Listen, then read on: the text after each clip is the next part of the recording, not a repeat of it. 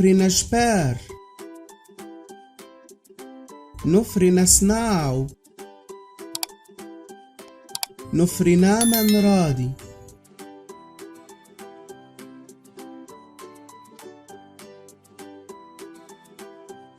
أغنية الحروف القبطية.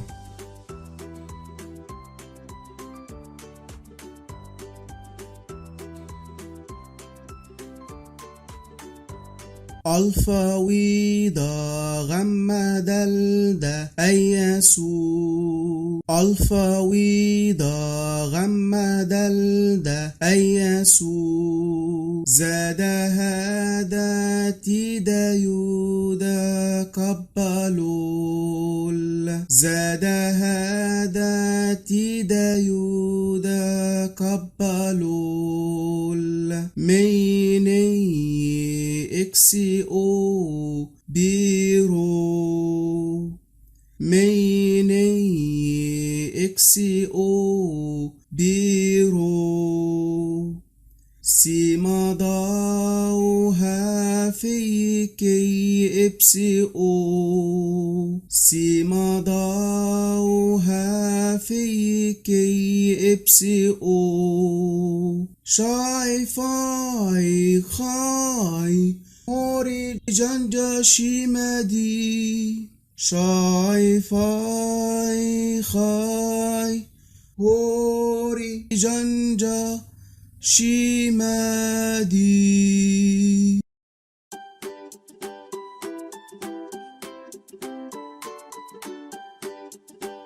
حرف ألفا زي النسر احنا بنعمل هنا المنقار لحد الرقبة، ومن عند المنقار راس النسر ورقبته، ده الكبير. الصغير بنعمل شرطة بالعرض وشرطة بالطول بميل ونص دايرة على الشرطة، وده حرف ألفا. آلوكي آلوكي آباس آباس آرات آرات آوان آوان. حرف ويدا، الحرف الكبير عمود ونص دايرة ماسكة في نص دايرة تانية على العمود. الصغير عمود ونص دايرة نص دايرة وشرطة زي قاعدة من تحت، وده حرف الويدا. ونيبي ونيبي هوب هوب وهام وهام شوبش شوبش. حرف غمة، احنا بنعمل شرطة بالعرض ونازل منها سنة وبننزل بخط متني لتحت.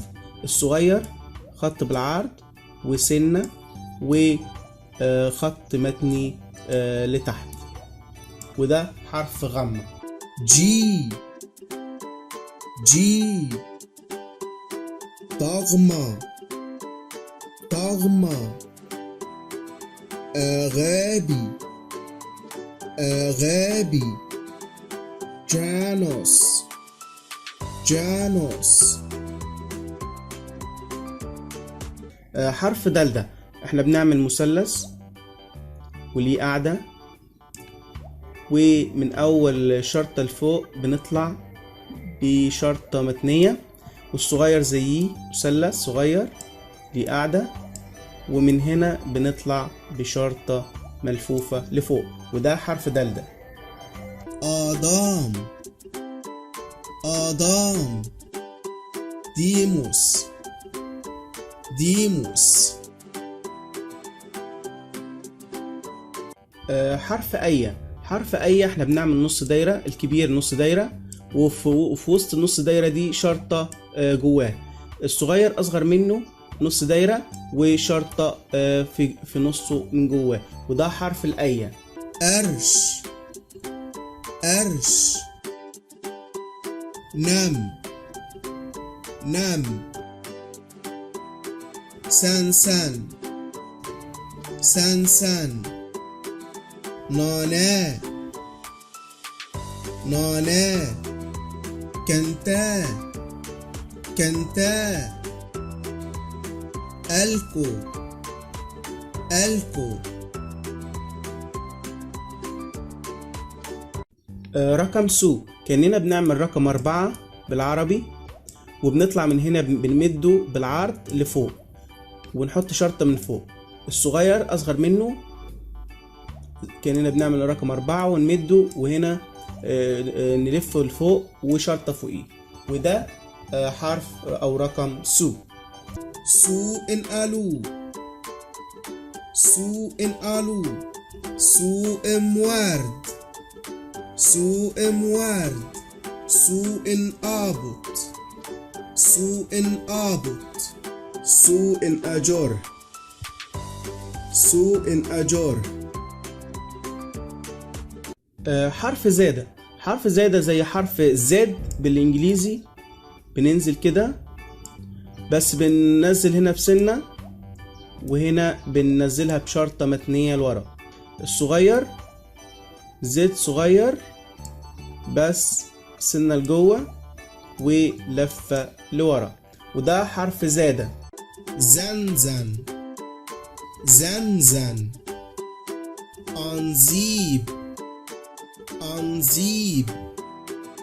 زوناريون زوناريون. ترابازة ترابازة. حرف هذا. حرف هذا الكبير احنا بنعمل عمودين زي حرف اتش بالظبط، عمودين وبينهم شرطة بالعرض. الصغير بيختلف، شرطة متنية من فوق ومتنية من تحت، وشرطة متنية من فوق ومتنية من تحت، وبينهم شرطة في النص، وده حرف هذا. آري آري. آبي آبي. ناب ناب. خيوي خيوي.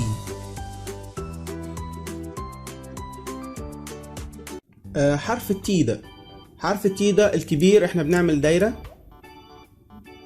وفي نص الدايرة دي شرطة بتقسم الدايرة من جوه، والصغير أصغر منه، بس الشرطة بدل ما هي من جوه بنطلعها من بره من ناحيتين، وده حرف التيدة. اشتاه اشتاه. تان تان. استوي استوي. انطون انطون. حرف اليودة. حرف اليودة عامل زي عمود النور، شرطة من فوق اللمبة والعمود والقاعدة بتاعة العمود. الصغير بيختلف، شرطة متنية من فوق من جهة اليمين، ومتنية من تحت جهة الشمال لتحت، وده حرف اليودة. افت افت. اشكال كيل اشكال كيل. ناي ناي. ماشي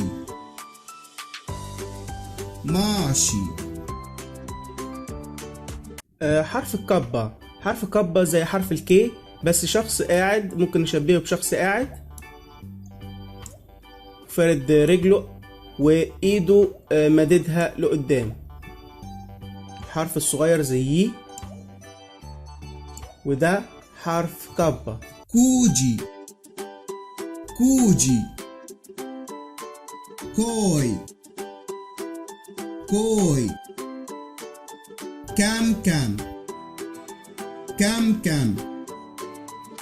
كيتارة كيتارة.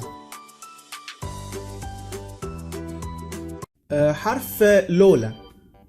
احنا بنعمل زي حرف الدال بس من غير الجزء اللي من تحت. صغير زيه بالظبط، زي حرف الدال ده من غير الجزء اللي من تحت، او زي حرف واي مقلوبة، وده حرف لولا.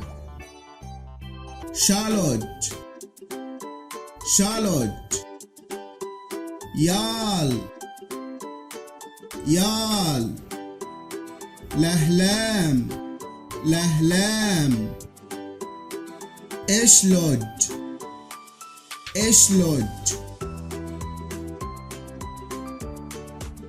حرف مي، حرف مي زي نشبهه بالشكل الكبير، الحرف الكبير زي حرف اليو، والشرطة اللي ورا دي بنكررها، وده الكبير. الصغير احنا بنعمله كأنه عين البومة، عين والمنقار نص دايرة والعين الناحية التانية، وده حرف مي. منرا، منرا، مزدي، مزدي، مو، مو، منمن، منمن. حرف الني، حرف ني عبارة عن شط بحر، موجة عالية وموجة واطية، وشط التاني الناحية التانية. الصغير أصغر منه موج البحر ولازق في الشط أو في عمود، وده حرف ني. نهسي، نهسي، ناه، ناه، نجدي، نجدي، نوني، نوني. حرف اكسي، حرف اكسي زي حرف الزاد او الزادة مرتين تحت بعض، زادة وزادة تحتيها، ده الكبير. الصغير زادة وزادة، وده حرف اكسي. لكس، لكس، كسور، كسور، كسومة، كسومة، كسيلون، كسيلون. حرف او، حرف او زي او العادية بالانجليزي، الاو الكبيرة و او الصغير، وده حرف او. ووم، ووم، سيو، سيو، ماو، ماو، موشي، موشي. حرف بي، حرف بي عبارة عن الكبير عمودين أو خطين بالطول وخط بالعرض. الصغير زيه خطين وخط بالعرض، بس الخطين متنين من الجنبين، وده حرف بي. او، او، باي، باي، بندقي، بندقي، برسي، برسي.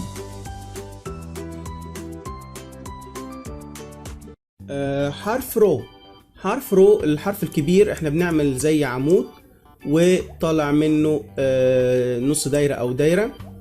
الصغير عمود طالع منه سنة من فوق ودايرة او نص دايرة لازقة في العمود، وده حرف رو. رو، رو، ري، ري، ريمي ريمي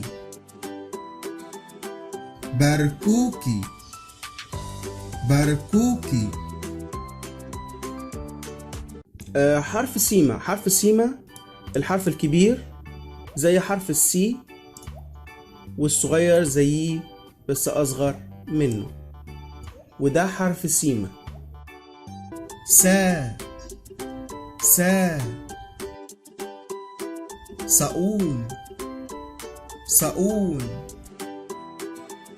صوي صوي سو سو سو سو حرف ضاو. حرف ضاو ممكن نعمله عمودين وفوق عمود او خط بالعرض ونازل منه سنة، ومن العمود الاول بناخد العمود التاني لتحت. الصغير عمود واحد وعمود بالعرض او خط بالعرض وسنة لتحت، وده حرف ضاو. داي داي امضن امضن اهمت اهمت مدوي مدوي حرف ها. حرف ها الكبير عامل زي النخلة، ادي جسم النخلة وطالع منها الفروع، والصغير عامل زي وش الخروف وقرنينه، ادي قرن والتاني وده وش الخروف، وده حرف ها. نوس نوس او او روحي روحي كيتوس كيتوس حرف في. حرف في ممكن نشبهه بحرف حرف ب بالعربي، بس بدل النقطة بنطلع بعمود من الجزء اللي عند اليمين جهة اليمين، بنلزقه بالعمود وشرطة في النص. الصغير زيه كأننا بنرسم حرف الب، وبننزل بعمود في النص وبنلزق الجزء ده في العمود، وده حرف في. فاخ فاخ فرشي فرشي بي بي فات فات حرف كي. احنا بنعمل اللي بنبتدي هنا بنقطة وملفوفة وبننزل بالخط لتحت، ومن الخط ده في خط تاني عكسه بننزل بيه على الخط الاولاني. الصغير بنلف خط وبنلفه من الناحية التانية وبننزل بخط عكسه بنقطعه بالخط الاولاني، وده حرف كي. كاكاماو كاكاماو اكرور اكرور كتاو كتاو كو كو حرف إبسي. حرف إبسي كأن واحد ضامم دراعه لففها، كف إيده لففها ودراعه مفرودة، والناحية التانية فارد دراعه لفوق وضامم كف إيده ودراسه ورجليه، وشرطة أو حزام في النص. الصغير زيه بس أصغر، ودي شرطة في النص، وده حرف إبسي. بسالموس بسالموس بسيكا بسيكا بساريا بساريا إبسيت إبسيت حرف او. حرف الاو زي مثلا شخص واقف فارد دراعه وكف ايده فاردها بالعرض، ووشه ودراعه التاني وكف ايده بالعرض. الصغير فارد دراعه لفوق ووشه ودراعه التاني لفوق، وده حرف او. اويك اويك اويلي اويلي اوش اوش امس امس. حرف شاي. حرف شاي زي الجزء الاولاني منه زي حرف الاو، شخص فارد دراعه لفوق وكف ايده بالعرض وقاعد. الحرف الصغير شخص فارد دراعه ودي وشه ودراعه التاني بس قاعد، وده حرف الشاي. شورى شورى شلال شلال شا شا ششت ششت. حرف فاي. عمود وخارج منه خط ملفوف لفوق لجوه. الصغير زيه خط ملفوف وعمود، وده حرف فاي. نفري نفري فاي فاي فنت فنت فودي فودي. حرف خاي. حرف خاي ممكن نشبهه بحرف الخاء. بدل العمود احنا بدل النقطة بنعمل عمود ومنه بنص دايرة لتحت. الصغير عمود ملفوف على او في النص دايرة نازلة لتحت، وده حرف خاي. خير خير إخراء إخراء خيسي خيسي مخت مخت. حرف هوري. حرف هوري زي حرف الحاء، الكبير والصغير، او يشبه لوزة مدخلة راسها لجوه شوية، ده حرف هوري. هو هو اهمو اهمو اوهر اوهر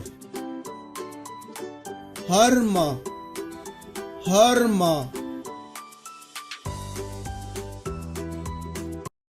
حرف جنجة.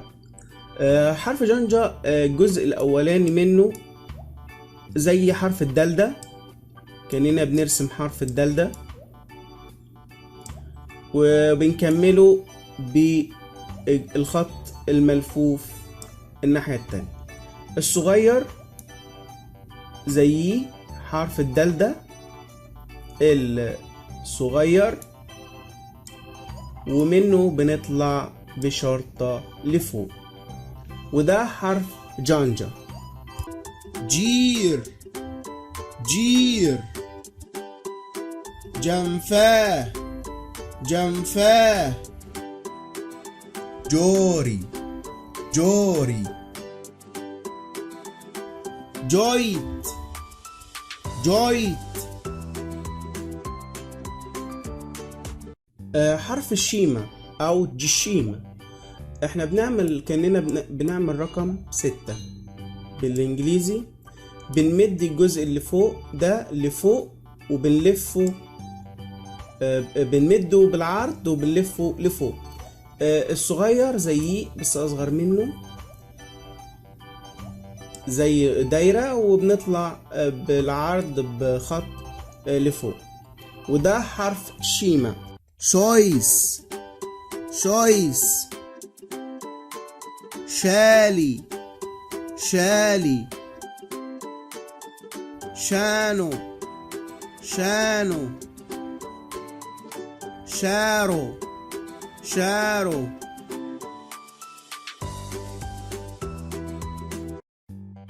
حرف دي، حرف دي احنا بنعمله عمودين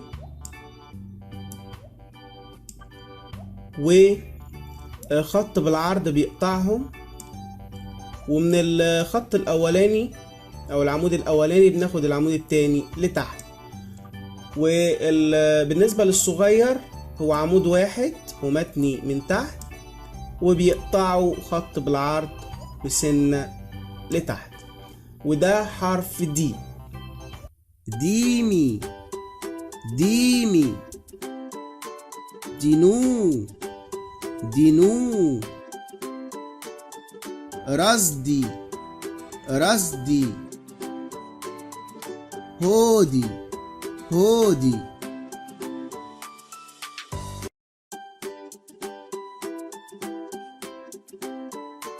نانا دوي ضماو، صباح الخير يا أمي. نانا دوي بايوت، صباح الخير يا أبي. نانا دوي باشيري، صباح الخير يا ابني. نانا دوي داشاري، صباح الخير يا بنتي. أشبابك رادي باصن، عامل ايه يا أخي؟ دي ووج، دي شابه موتن دودي. أنا كويس أشكرك. أشبابة رادي داسوني، عاملة ايه يا أختي؟ دي ووج، دي شابه موتن دوت. أنا كويسة أشكرك. أشبابك ران، اسمك ايه؟ بارامبا. اسمي هو أشباباران. اسمك ايه؟ بارامبا. اسمي هو خنقودي ماضي نم أوراشي. أهلا وسهلا. أرهمت همسي باصن، اتفضل اقعد يا أخي. أرهمت همسي دعصوني، اتفضلي اقعدي يا أختي. دان شابه موتن دوت، نشكرك. نفري أهودا شاري، نهارك سعيد يا بنتي. نفري أهو بايور، نهارك سعيد يا أبي. نفري أهو باشيري، نهارك سعيد يا ابني. نفري أهو بايوت، نهارك سعيد يا أبي. نفري أجره باصن، ليلة سعيدة يا أخي.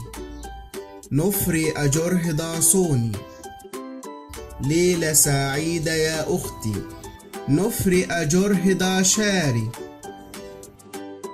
ليلة سعيدة يا بنتي.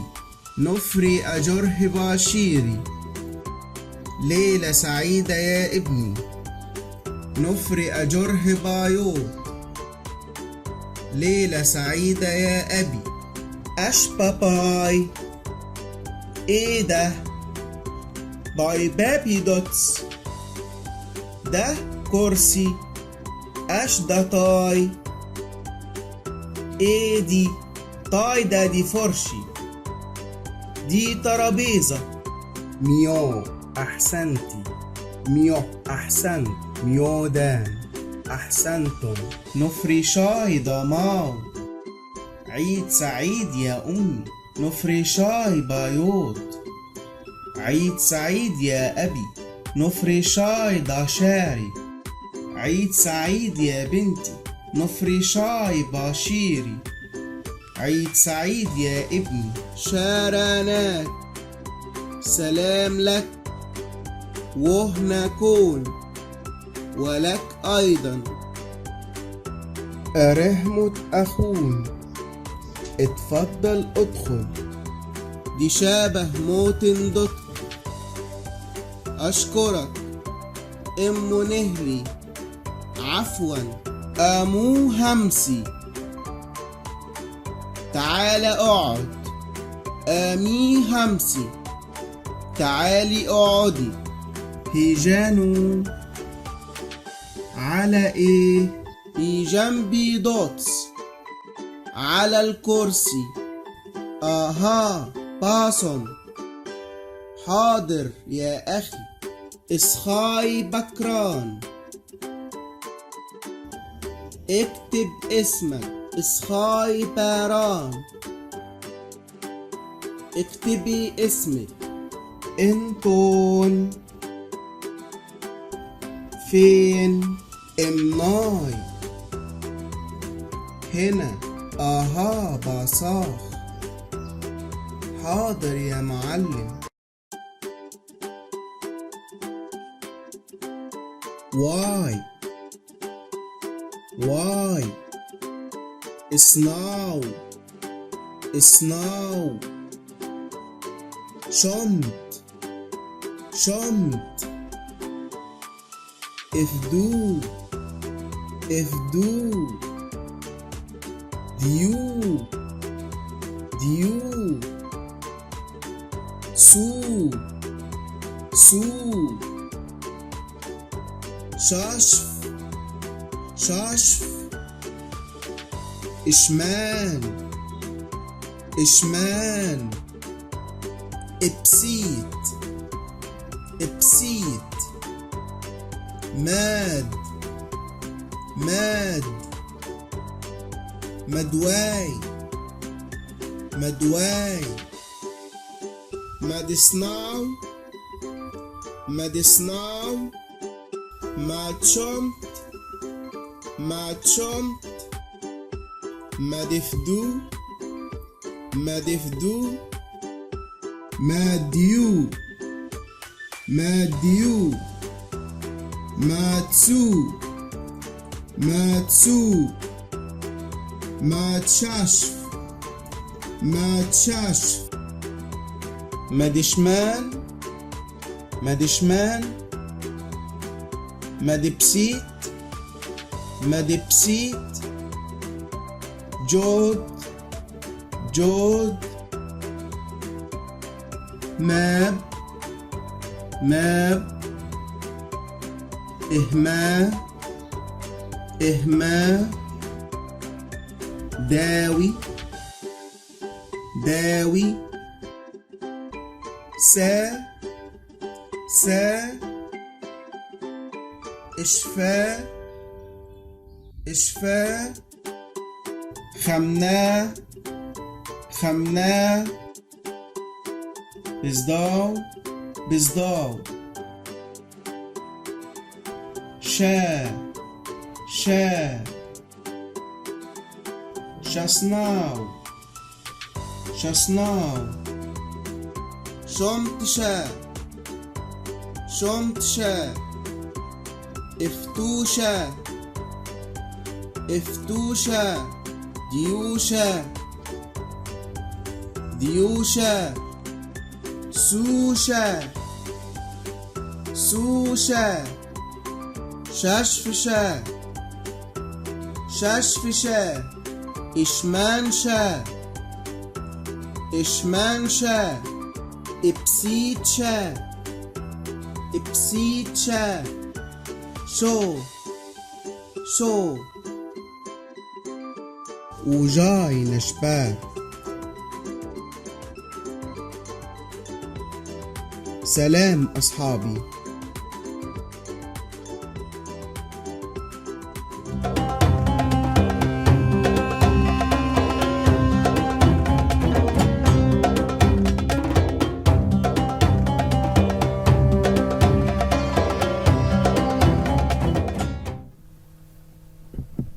نصنعنا من رادينا نبتنجين خن ببرنامج عندنا أصبن رمين كامي دنا شسونا من أراه ودصبن رمين كامي أدا دصبن ما يندبشلو لن رمين كامي.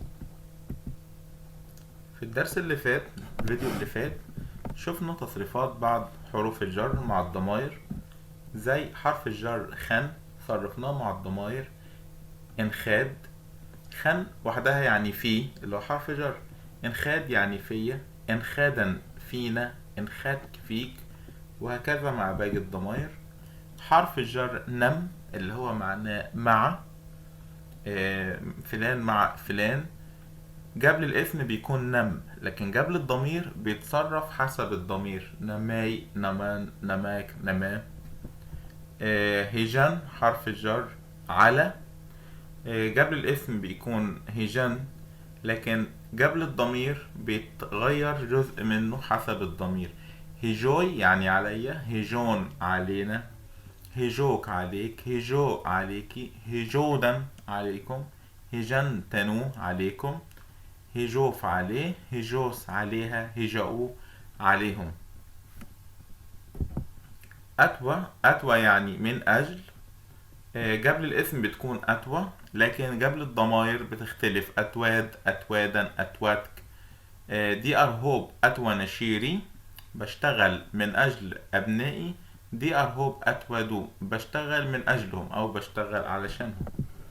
خدن يعني عند، مثلا هنا خدن بالشان عند الشجرة، خدن بوش بار عند صاحبهم. لكن لما هقول عندي أنا هتبقى خدود، عندك أنت تبقى خدودك، عندنا إحنا خدودا، خدود، خدودا، خدودك، خدودي، خدنتنو، ومع باقي الضمائر شفناها. في حرف جر ها يعني إلى شخص، هروي، هارون، هروك، هرودا، مع باقي الضمائر. لكن قبل الاسم بتكون زي أسئي بسون جاءت إلى أخيها، أسئي هروف جاءت إليها. يبقى هنا هروف حلت محل بسون على أساس إليه هو يعني. وفي شفنا انسى، انسى معناها خلف أو نحو، زي ايكودي انسوك يعني دورت وراك أو دورت خلفك، ايكودي انسوك. وشفنا ان كودي معناه يدور، يدور خلف، ايكودي انسوك يدور خلفك. مثلا ايكودي انسى مينا، ايكودي انسى مينا يعني دورت على مينا، ايكودي انسوف دورت عليه، انسوف عليه او خلفه. انسوي، انسون، انسوك، انسودن، انسوف، انسوس، انسو. وشفنا كمان درس الماضي المستمر، زي الأمثلة اللي شفناها. أبي رومي ساجي الرجل تكلم، ده ماضي تام. نرى برومي ساجي كان الرجل يتكلم. عرفنا نرى وأهميتها اللي هي بتعبر عن زمن الماضي المستمر. أف موشي مشي، ناف موشي با كان يمشي. وقلنا إن با ممكن ما تتحطش، ممكن تتحط، بس أهم حاجة تتحط بعد الفعل. أس همسي جلست، ناس همسي با كانت تجلس. وصرفنا الفعل سخاي مع كل الضمائر، نايس خاي با، نانس خاي با، ناقص خاي با، نراس خاي با، نردنس خاي با، نفس خاي با، نصص خاي با، نوس خاي با. وشفنا ان النفي بيكون بوضع ان في نهاية الجملة بعد الفعل، ولو انت حاطط با بتكون قبل با. مينفعش نقول نايس خاي با ان، لا لازم تكون ان قبل با. ده زمن، ده نفي زمن الماضي المستمر. نرى بصاخ اسخاي ان با كان المعلم يكتب، لا يعني ما كانش المعلم بيكتب. وشفنا ازاي مع الاسم الموصول اللي هو حرف اي بس كده، برومي انفساجي با الرجل الذي كان يتحدث. دي الو انس شسو با الصبية التي كانت، ناس، ناس يعني كانت، شسو. نهيومي انا وموشي با النساء او السيدات، انا وموشي با اللواتي كنا يمشين، يعني الستات اللي كانت بتمشي. النهاردة الدرس الجديد، الدرس 20، زمن الحاضر الثالث أو الحاضر الغير محدود.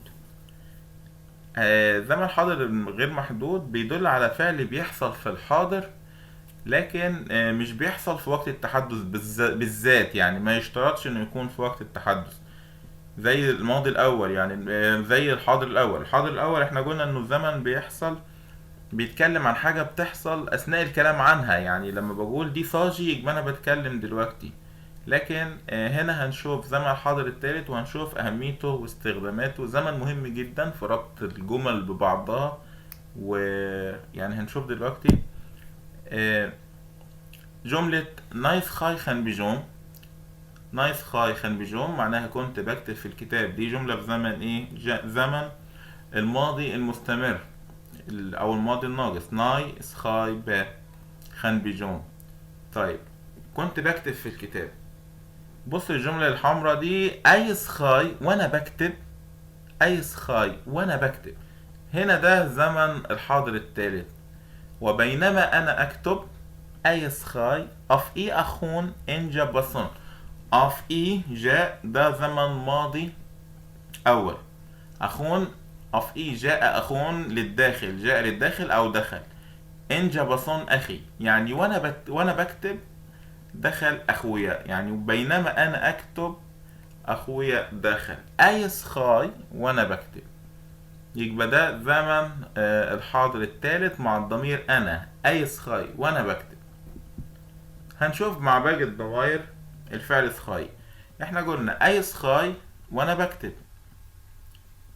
انس خاي واحنا بنكتب، اكس خاي وانت بتكتب، اراس خاي وانت بتكتبي، اردنس خاي وانتوا بتكتبوا، افس خاي وهو يكتب، اسس خاي وهي بتكتب، ابس خاي وهم بيكتبوا. طيب هنا مع الفاعل اسم بنحط اراء قبل الفاعل وبعد كده الفاعل. اراء بيصاخص خاي، الكاتب بيكتب والكاتب بيكتب. أرادي صاخص خاي والكاتبة بتكتب أو المعلمة بتكتب. أراني صاخو إسخاي والمعلمين بيكتبوا أو الكتاب بيكتبوا. أرا مينا إسخاي، مينا بيكتب. يعبر عن الحال في الحاضر، وهو كيكتب كاتبا وبينما يكتب وطالما بيكتب. يعني هنشوف في الجمل الأمثلة هي اللي هتبين أهمية المثل ده في استعمالاته، أهمية استعمالاته في الربط بين الجمل. يعني مهم جدا جدا الزمن الحاضر التالي. أف إيه أفموشي. أف إيه يعني جه، ده زمن ماضي عادي، ماضي أول جه. أف إيه أفموشي هنا بيوصف الحال. جاء ماشيا، يعني جه وهو بيمشي. أف إيه أفموشي، جه وهو ماشي. تمام.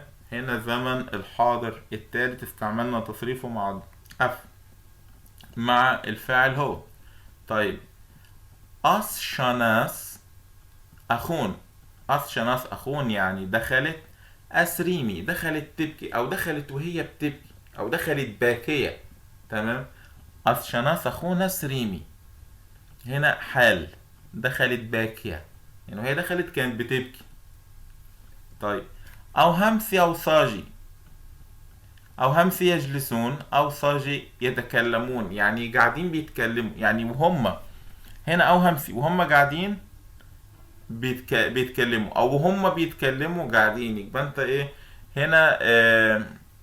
أنت مش بتتكلم عن حاجة بتحصل بالظبط في زمن يعني مش بيتكلموا، ممكن ما بيتكلموش على طول لكن يعني هم بيتكلموا بس مش لازم وانت بتتكلم عنهم بيكون هم بيتكلموا دلوقتي.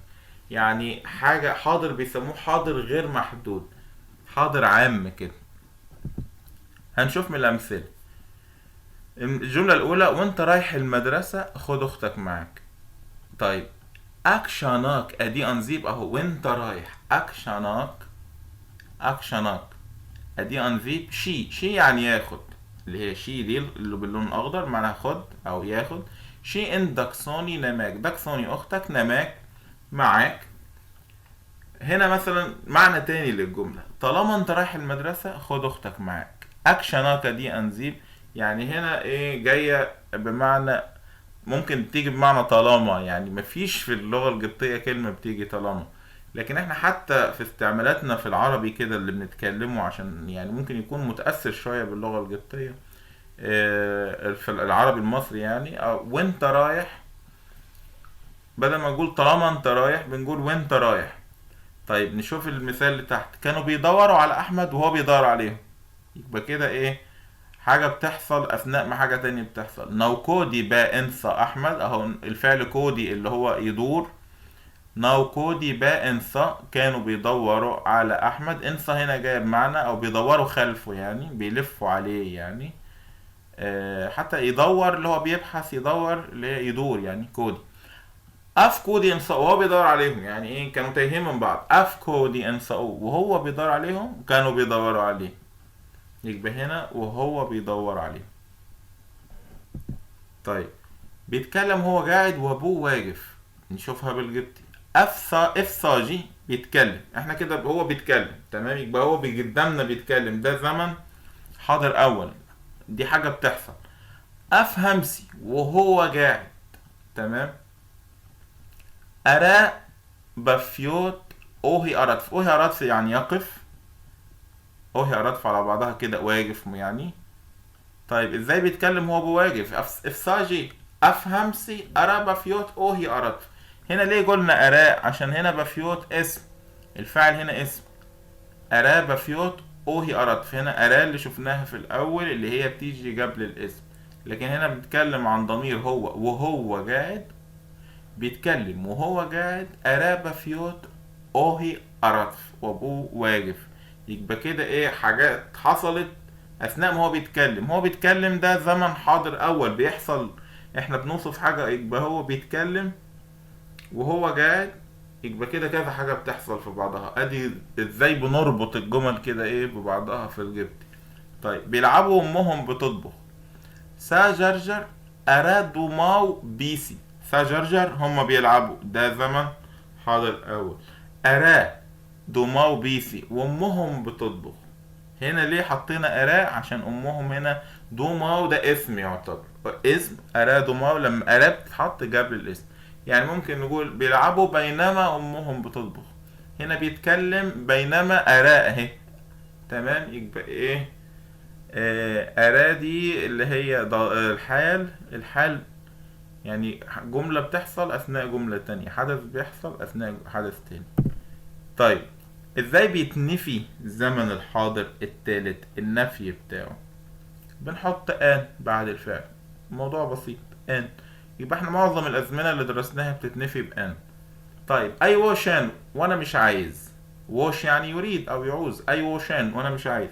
ان وشان واحنا مش عايزين. اك وشان وانت مش عايز او انت لا تريد.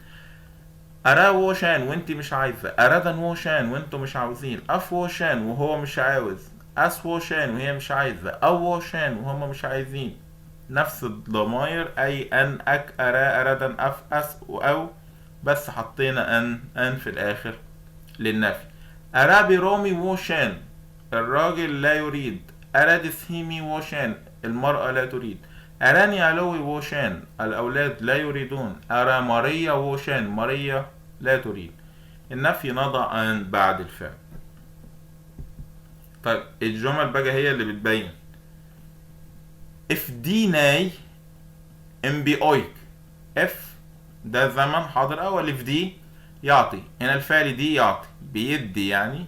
اف ديناي لي يعطي لي بيديني. ام بي اويك العيش الخبز. اي وش ان وانا مش عاوز. اي وشان اوام وانا مش عايز اكل تمام.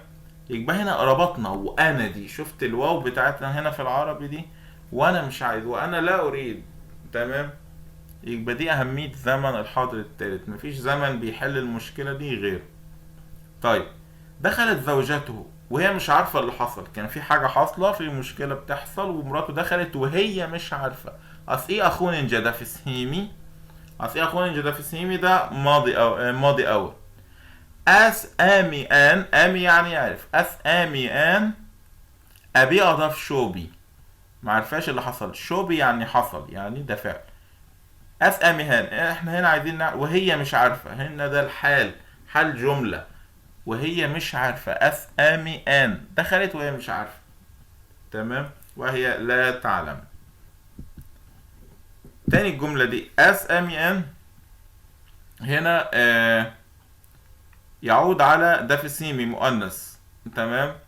ما ننساش انجا برضو، عشان انا برضو ممكن حد يكون اول مرة يحضر او ما حضرش كذا مرة. انجا هنا قدمنا الفعل اخون عن الفاعل دافسيمي، الفاعل اسم، تمام. اخون انجا دافسيمي. اميان هنا الجملة دي اللي احنا بنتكلم عنها وهي مش عارفة، اللي هو يعتبر حال، تمام. عايزين نحفظ الفعل شوبي، معناه حصل او حدث او صار او كان. طيب وهف مشي أراد نعرف أن جه ومشي وانتم مش شايفينه. دي برضو جملة بنحتاج فيها حاجة حصلت وأثناء ما انتوا مش شايفينه، يعني هو جه ومشي وانتم مش شايفينه. نشوفها بالتفاصيل. جه و مشي. هنا بقى الحتة بتاعتنا أراد نعرف أن. أراد هو تصريف زمن الحاضر الثالث مع الضمير أنتم. أراد وأنتم تروه. لا، الآن هي لا الأخيرة دي هي النفي، وأنتم مش دي هي آن الأخيرة. أراد نعرف أن وأنتم لا تروه، وأنتم مش شايفينه. جه ومشي وأنتم مش شايفينه. وهف موشي أراد نعرف أن وهف موشي أراد نعرف أن. هنا أراد وبينما أنتم لا تروه، تمام. طيب هنا دينا وون أن أراد ما ومناي أن. دينا وون زمن مستقبل. أول ما شوفنا نعرف إن معناها سوف، اللي هو زمن مستقبل الأول. دينا وون هفتح. أن لا، يبقى كده مش هفتح. أدي مش هفتح، ومش هفتح وأمي مش هنا. مش هفتح طالما أمي مش هنا. مش هفتح وبينما أمي مش هنا. ديناون أن أراد ما ومناي أن. هنا اللي هي امناي، خلاص كده هنا اللي هي امناي. طيب أراد ما ومناي أن وأمي مش هنا. وبينما هنا ليه حطينا أراه؟ عشان الفاعل اسم. أراه قبل الفاعل الاسم، تمام. طب ليه حطينا أن؟ عشان الجملة منفية وأمي مش، تمام. دينا وون أن أراد ماو امناي أن. وكأني في طفل صغير حد خبط فقال أنا مش هفتح وأمي مش هنا. دينا وون أن أراد ماو امناي أن، تمام. يبقى دي حاجة يعني طالما أمي مش هنا مش هفتح. يبقى كده هنا الزمن اللي هنا أراد ماو امناي أن هو زمن غير محدود، لاني لكن دينا وون مستقبل، تمام. لكن لو قلنا دي وون بفتح، دي وون امبيرو بفتح الباب، يبقى ده حاجه بتحصل دلوقتي وانا بتكلم، بقول بفتح الباب وانا ماسك الاكره. لكن ادي الفرق بين الازمنه في اللغه القبطيه، ده لازم يكون معروف. عشان نرتب الجمل ونعرف نتكلم لازم نبقى عارفين كل الازمنه. طيب مع الفعل وون، احنا عارفين الفعل وون اللي هو معناه يوجد. شوف الجملة دي، قالت ان ما عندهاش طعام، حلو، وهي عندها 5 خبزات في بيتها. قالت ان ما عندهاش طعام وهي عندها 5 خبزات في بيتها. تعال نشوف الكلام ده بالجبتي. جوس قالت. الفعل جوس يقول، والكلام ده في زمن الماضي الأول. ضمير ماضي أول تقديره هي. جوس قالت. جاء اللي هي بتتحط بعد الفعل يقول. نخرة انداث. جوس جاء نخرة انداث. قالت إن، هنا جاب معنى إن. نخرة انداث. لا يوجد. اخرة يعني طعام. انداث لديها. قالت إن ما عندهاش طعام. طيب الجملة الثانية، وانت يون اويك خن بثاي. ديون اويك يعني 5 خبزات، خن في بس اي بيتها. تمام. طب وون يعني يوجد. طب ايه حرف الاي اللي حطيناه ده؟ هو ده اللي هو الحاضر التالت بتاعنا قبل الفعل وون. قبل الفعل وون زمن الحاضر التالت يتحط بس كده، اي بس وون ديون اويك خن بساي. يعني أثجوس جاء إخرن داس قالت إن ما عندهاش طعام. وون ديون أويك خن بساي، وهي إيه؟ وهي عندها 5 خبزات خن بساي في بيتها. يبقى هنا إيه؟ ممكن نترجمها رغم إن، يعني ممكن تلاقي جملة زي دي في نص مترجمة رغم إن، لكن إحنا بنفصصها كده وبنشرحها بالبساطة، وهي على طول، وهي عندها اوون. طب لو هي ما عندهاش امون. تمام. طيب سنة دينان امون دو اويك، مش هيدونا وهم ما عندهمش عيش. مش هيدونا وهم ما عندهم. سنة دينان الجملة الأولى دي زمن المستقبل الأول. هم، سوف، دي يعطي، نان لنا، لا مش هيدونا. هم سوف يعطوا لنا، لا مش هيدونا يعني. امون دو اويك وهم اهو دي الحته بتاعتنا، وهم ما عندهمش. امون دو وهم ما عندهمش اويك. احنا طبعا قبل كده عرفنا ازاي بنستعمل الفعل وون وامون في الملكيه. امون دو اويك يعني ما عندهمش عيش. امون دو اويك ما عندهمش عيش. الايه دي اللي هي الواو دي اللي هي وهم، ممكن تترجمها طالما ما عندهمش. تمام. بس احنا اسهل لنا كده وهم ما عندهمش.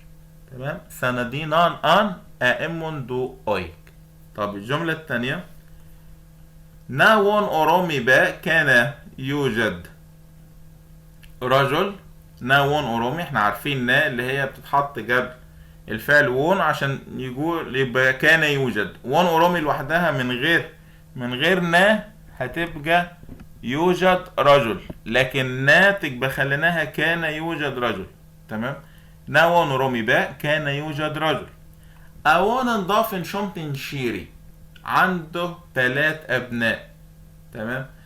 وهو عنده 3 ابناء، يعني دي وكأنها حالته على كده. اوون نضاف شمتن شيري، اوون نضاف شمتن شيري. ما تنفعش من غير ما تبقاش حلوة، كأننا جملتين انفصلوا خالص. لكن الآية دي اللي هي زي زمن، يعني زمن حاضر التالت قبل الفعل وون، انت بتوصف حالته هو. كان يوجد رجل عنده 3 أبناء. ناون أورومي با أوون ضافن شومتين شيري. طيب نشوف الجمل دي. برضو بنحط آية لو الخبر اسم. ازاي الخبر اسم؟ أبجوز جاء انت في أسيني با أو سيني آن با. يعني الكلام ده أبجوز قال، جاء إني، انتف هو، أسيني طبيب، با يكون. انتف أسيني با احنا عارفينها من الدروس الأولانية. انتف أسيني با هو طبيب. حلو. أبجوز جاء انتف أسيني با قال إنه هو طبيب وهو مش طبيب. الجملة اللي تحت وهو مش طبيب. أسيني آن با، وهو هنا الحاضر الثالث وهو الحال بتاعه. رغم انه ترجمها بينما، اهم حاجة تكون فاهم. أسيني آن با، وهو ليس طبيب، وهو مش طبيب. تمام. طيب دي أفجوس جاء، هي قالت. هنا أفجوس هو قال، أفجوس هي قالت. جاء انطقوا ان هم هان شمعوا يعني أغراب، مفردها شمعوا أغراب أو أجانب، مفردها شموا يعني أجنبي. أفجوس جاء قالت، جاء انطقوا هم هان شمعونا أغراب. هنرى من كامنا، هنرى من كام يعني مصريين، نا يكونوا. أفجوس جاء انطقوهن شمعونا هنرى من كامنا، وهم مصريين. قالت إن هم أغراب وهم مصريين. ممكن تخليها بينما هم مصريون او على الرغم انهم مصريون، زي ما تحب. هنا الجملة الاولى بين انطقوها شمعونا، تمام. انطقوها شمعونا يعني هم اغراب. حطينا نا بعد هان شمعوه لان هان نكرة، فبنحط نا اللي هي تصريف باء اصلا بنحطها في الاخر. طيب انطقوها شمعوه نا دي جملة. طيب الجملة التانية انطقوها رمين كامينا هم مصريين، بس احنا ما حطيناش انطقوه في الجملة دي وحطينا الأية كده وخلاص. الجزء جاء انطقوه هن شمعونا اهن رمين كامينا، قالت ان هم اجانب وهم مصريين.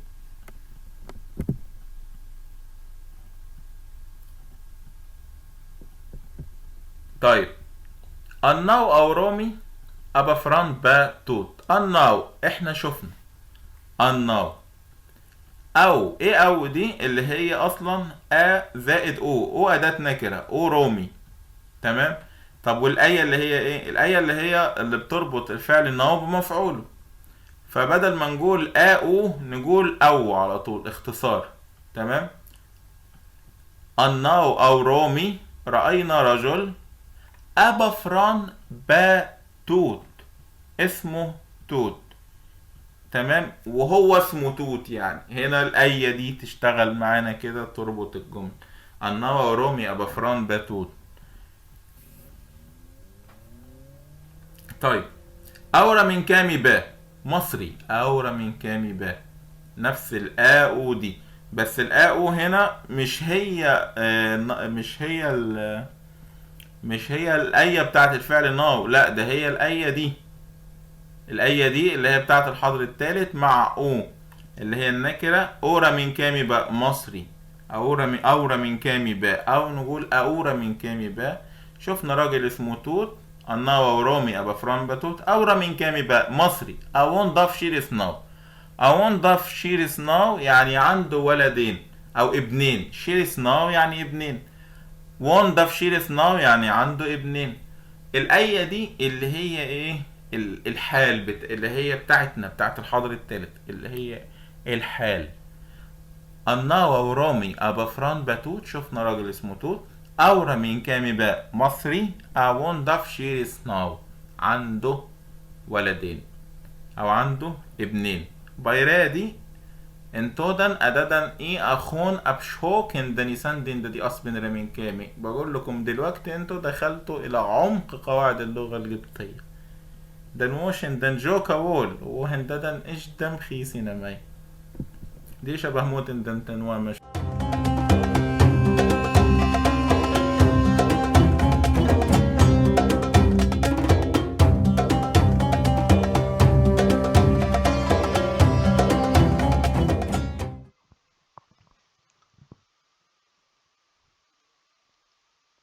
Nofri eho naminradi daru. It means have a good day, my dear all. Welcome to this new lesson in the Aspi in Raminkami, the Coptic Egyptian language. Today we're gonna have an idea about verb to have and the present continuous. Let's start. So verb to have here, the verb to have is formed by the stem one, which means there is, and the conjugated object pronoun one and you conjugate it. If I want to describe it in a literal way to know more or less the literal translation, one, it means there is, and this endai refers to me. It means there is something that belongs to me, which means I have. I own this or whatever. Okay, belongs to, maybe it's a better translation. Okay, so that's it. One and I have. Okay, one and dark you have masculine. One and you have feminine. One and daf he has. One and das she has. One and dan we have. One and dodan you have plural. One and though they have. Okay, as simple as that. You just say one, which means this, okay, and the conjugation here at the end. Endai refers to me, endak refers to you, masculine, enda refers to you, feminine, endaf refers to he, endas refers to she, endan refers to we, endoden refers to you, plural, endau or endo, both are correct, refers to they. Okay, so let's say them a bit faster this time. One in day, I have. One in dark, you, masculine, have. One in the, you, feminine, have. One in daf, he has. One in das, she has. One in dan, we have. One in doden, you plural, have. One in do, they have. And this is the formal way, by the way. There is a simpler, a little bit simplified way, which is more or less used in the spoken language, the colloquial language. We will see this in the next page. So here we are. Here, instead of saying one n day, we remove the second n. So we say one day instead of one n day. The second n is removed. So one day, you see, it's much easier. Huh? One day I have. Simpler, easier. Okay, so I prefer this one, of course. One day in the spoken language. One day I have. And by the way, both are present and both are correct in the old manuscripts and everything. It is sometimes used this or that. It depends. Okay, two ways. Like, like English, I know it's different, but like I do not or I don't. Okay, both are okay. Anyhow, so one day I have. One dark, you, masculine, have. Instead of one in dark, you see the difference. One da, you, feminine, have instead of one in da. And the same thing here. One daf, he has instead of one in daf. Okay, you understood the idea. I will continue. So without making this comparison. One das, she has. One dan, we have. One doden, you have. One dau, they have. And I will say it one more time. So you got it? One is there is. And as I said before, they, dog, that refers to me, you, masculine, you, feminine, and so on. So it's very easy. Coptic is almost like that. So again, one day, faster this time, I have. One dog, you, masculine, have. One da, you, feminine, have. One dove, he has. One does, she has. One done, we have. One doden, you, plural, have. One dau or one do, both are correct. They have. Good. So let's go next and see. So yes, here we said I have, but what about if you want to say I do not in a negative way? How do you say? So you say emmon. Emmon is always about no or not. So instead of saying one day, you say emmon day. Actually, also there are two ways. The formal, the very formal one, a bit longer. It's here. Look at the pointer. So emmon en day. It means I don't have. But in speaking, it is contracted or shortened. Okay. So you see the difference between emmon en day and emmon day. A bit faster. But I didn't want to write the whole thing here. It should have been emmon en day, emmon en dark, emmon en da, emmon en daf. That's the formal, the longer way. But the shorter way is like that here. So emmon day, I don't have. Emmon dark, you, masculine of course, don't have. Emmon da, you, feminine, don't have. Emmon daf, he doesn't have. Emondas, she doesn't have. Emondan, we do not have, don't have. You see, I said do not and don't. The same thing in every language. Instead of saying emon and dan, I can say emondan. We don't. Okay. Emondodan, you, plural, don't have. Emon dau, or do, they don't have. Great. So I will say it one more time a bit faster, this one, to, as I always do, to be more familiar with the fast way of talking, which is the natural way, because if you know a language, you will not say Emonday. Okay, you will say it faster like that. Emonday, I don't have. Emondak, you, masculine, don't have. Emonda, you, feminine, don't have. Emondaf, he doesn't have. Emondas, she doesn't have. Emondan, we don't have. Emondodan, you, plural, don't have. Emondo, they don't have. You see, so it's very clear, just a revision if you, to know the comparison or the difference between I have, I don't have. So if you want to say I have one day, I don't have emon day. You see, just remove this emon and put instead of it one. Okay, in all these conjugations, it's so easy. Emon day, I don't have. One day I have. The same thing here. I will not say all of them, just take some examples. Emon duck, you don't have, masculine. You have one duck instead of emon one. Last example. Emon da, you, feminine, don't have. But if I want to say you have one da, instead of emon, I say one. So easy, huh?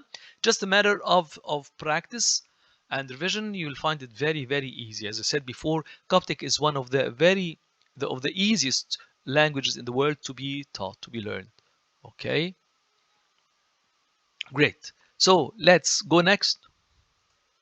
Here, so we said we know now how to say I have, I don't have, but what about the negative way? The past, sorry. I did not, I didn't have. How to say this? So it's emonday as it is. It means don't have. But we put at the beginning ne. Ne always refers to the past tense. Okay? So ne emonday, I didn't have. You see, as easy as this. Emonday alone, I don't have. Ne emonday, I did not. Past. Okay? Have. The same thing, let's continue. Ne emondak, you, masculine, didn't have. Ne emonda, you, feminine, did not have. Ne emondaf, he did not have. Ne emondas, she did not have, didn't. Ne emondan, we didn't have. Ne emmondoden, you didn't, plural of course, have. Ne emmondo, they did not have. The only difference between I have, you have, and all these things you want to say, I want to say I don't have, you don't have, okay, she doesn't have, and all this stuff. If you want to say it in the past, did not, just to put ne. As I said, let's say okay, ne emondo, they didn't have. But what about they don't have, not did not, don't. Okay, you remove this ne. Emondo, they don't have. Past, didn't, did not, ne emondo. You see, it's very clear. I don't think it needs to be repeated again. So let's go next. Okay, let's see some examples, some practical examples on how to use all these things. So here we are. Yeah. So if you want to say I have a cat here. Okay, I have one day. One day.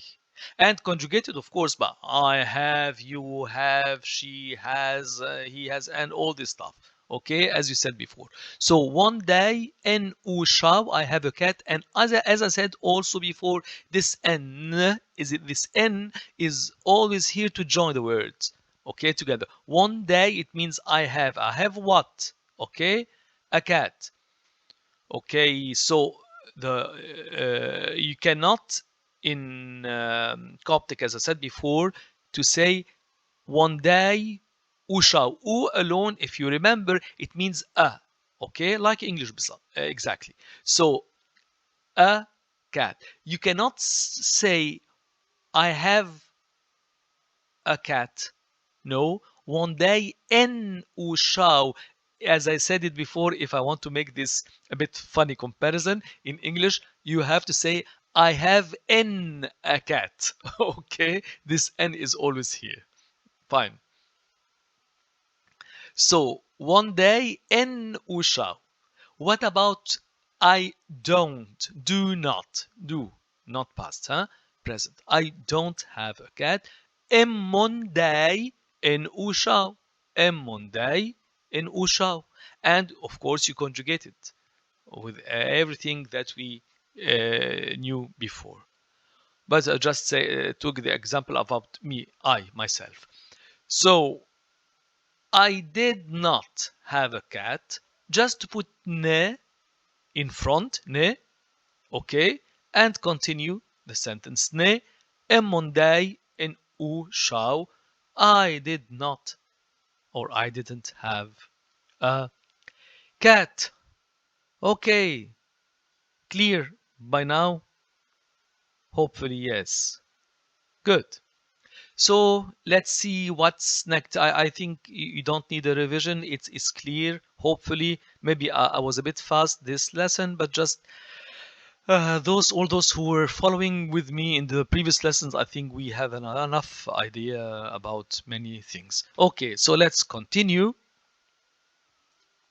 Yes, here another lesson. I didn't want to waste all the time we had. Just it's half an hour in about I have, I don't have, and I didn't have. It's gonna be too much. I'm gonna be repeating myself. So that's why I tend to to put two lessons if the lesson is a bit more or less short. So here about the present continuous. Good. So let's focus now about the present continuous. The present continuous is formed by adding the following prefixes to the verb stem. A and the conjugation, of course, and you know now the conjugations mostly of all the things that we learned so far. Pronouns and so on. A conjugated and saji. Let's take an example of saji, which means to speak or to talk. So if you want to say I am speaking, you say a saji. Okay, the verbs, as you remember from the previous lessons, in order to make the present, the past continuous, all this stuff, it is always a prefix before the verb. It's always like that in Coptic, which makes it very easy. And that's just a form, stampa, before it, and you conjugate any verb that you want to conjugate it. So easy. So a saji, it means I am speaking. Okay, see how easy is it? Very easy, the Coptic language. Yes. Okay. Ek, let me remind you. I know that you know, most of you, if not all now, the iota I refers to me. K, you, masculine. A, you, feminine. F, he. S, she.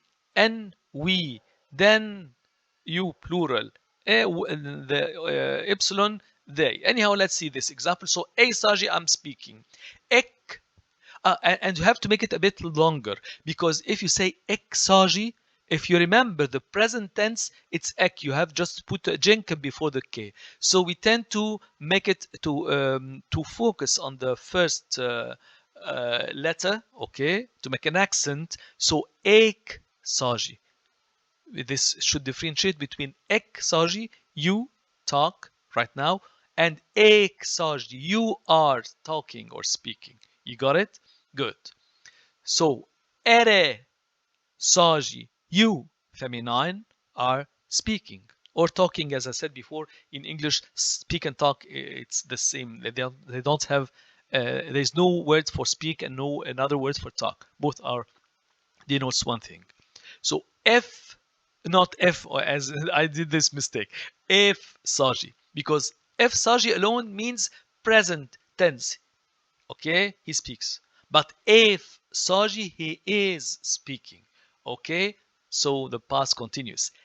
Es saji the same, because if you say es saji alone, it means she speaks, she talks, present. But es saji, she is speaking. Okay, en saji, we are speaking. Ereden saji, you, plural, are speaking. Eu saji, they are speaking. So let's say them again one more time. So ei saji, I am speaking. This is the present continuous. Ek saji, not ek. Ek saji, you are speaking. Ere saji, you, feminine, are speaking. If, not if. If saji, he is speaking. Es saji, she is speaking. Okay? En saji, we are speaking. Ereden saji, you, plural, are speaking. Eu saji, they are speaking. Got it? Simply speaking, the only thing which is a little bit needs some attention and focus in the spoken language, as I said in the example here, ek saji, you speak, you talk. Ek saji, you are talking. Okay, speaking. If saji, he talks, he's speaking. He speaks, not continuous. But listen to the difference, okay, between if saji and if saji. There is a difference, okay? If saji, an accent on the first syllable, okay? The same thing here. Es saji, she speaks, she talks. But es saji, she is speaking. I know there's a minute, very small difference, but it should be accented. Just an accent. Put an accent. Es saji. Es saji. Not es saji. Difference, okay? It differs. Great. Shall I say them again, or again one more time very fast? Okay. E saji, I'm speaking. Ek saji, you, masculine, are speaking. Ere saji, you, feminine, are speaking. If saji, he is speaking. Es saji, she is speaking. En saji, we're speaking. Ereden saji, you are speaking, plural. Eu saji, they are speaking. Okay, thank you. So let's see what's next. What's next? Oh, okay, this is a time for the Coptic manuscript, but this time is a bit different from the previous times. You know why? Because, as I think many, if not most or all of you know, that the spoken language in this church, the pronunciation used in this church nowadays is different from what we are teaching. Yeah? Because as I said, and as we said before, and I will re-say it again, that this is an important topic, subject, by the way, very important, that nowadays in the church we are talking in, we are pronouncing, let's make things correct, we are pronouncing the Coptic language according to the pronunciation of the Greek letters. Okay, I will just give you one example which is very important. Like the letter C, A, B, C in English. The letter C is used in English, French, Italian, okay, all the European language, but it has different sounds. C in English, but in Italian is ch.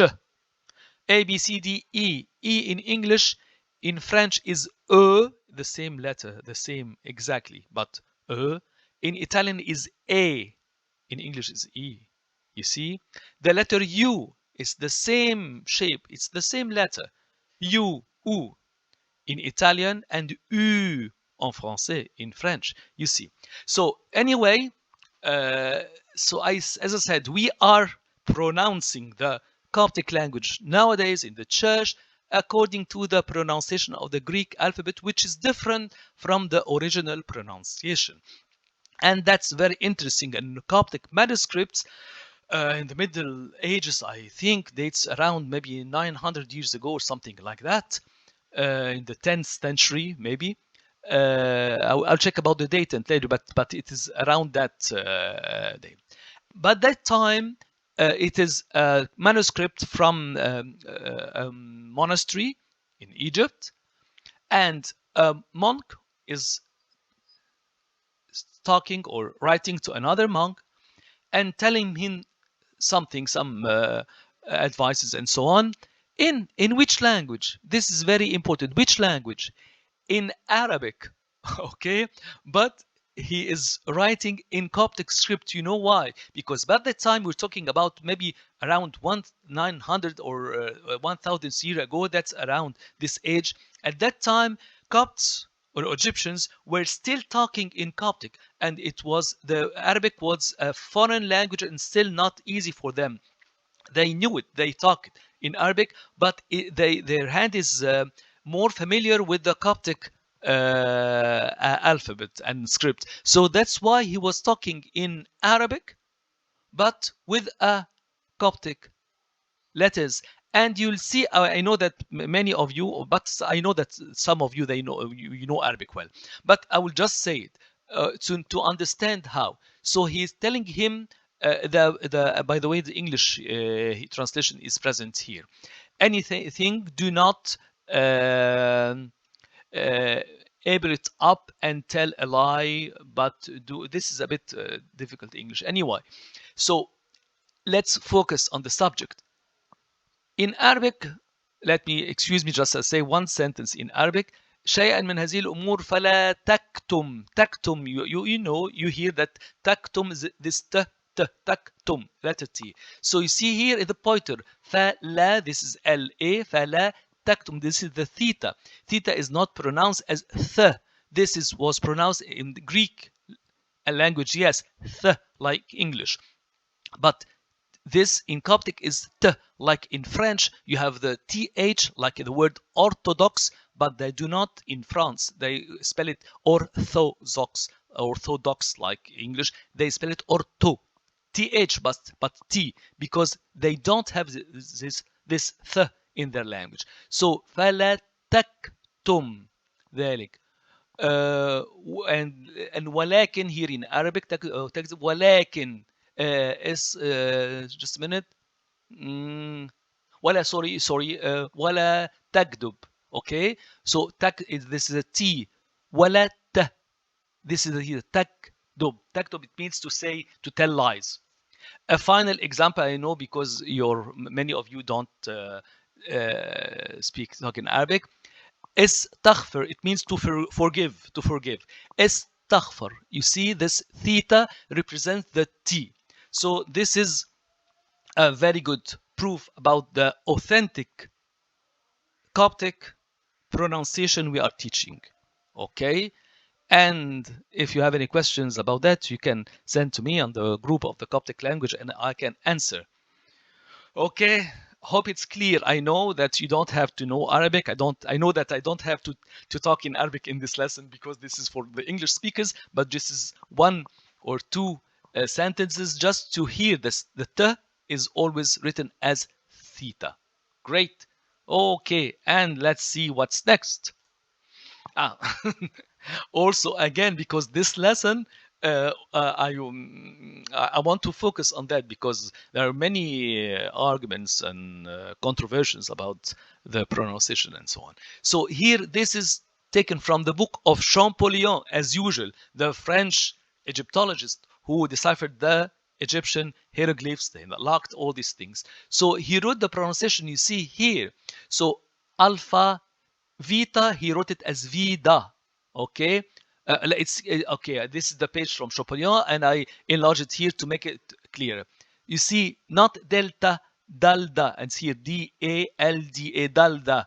It means that the letter dao or tau was mostly pronounced as a D, okay? And here, zeta, this is in Greek, but you see how the Copt, they pronounce it, zida, with the da.